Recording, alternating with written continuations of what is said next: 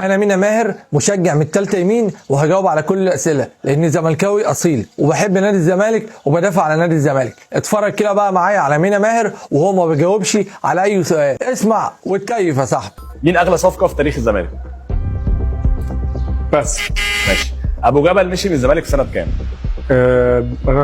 2021. اكبر مكسب للزمالك في الموسم اللي لسه خلصان كان ضد انهي نادي؟ 4-0. سموحه.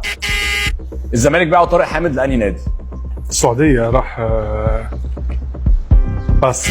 طيب الزمالك باعوا ميدو لانهي نادي في سنه 2000؟ بس.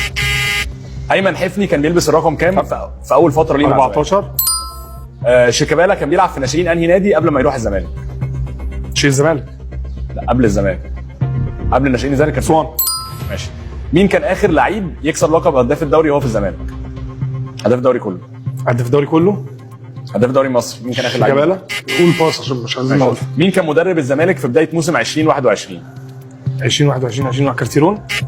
خلص. ما عرفش يجاوب غير على سؤالين. طب هاتوا لنا واحد يعرف تاريخ نادي الزمالك، هاتوا لنا واحد يعرف يجاوب على الاسئله. لو رحت جبت واحد من الجمهور كان جاوب على كل الاسئله، انما مينا ماهر عامل لي فيها اعلامي وبدافع عن نادي الزمالك وهو ما يعرفش اي حاجه عن تاريخ نادي الزمالك. ابعتها له وقول له كفايه عليك كده، بس كده. يلا سلام.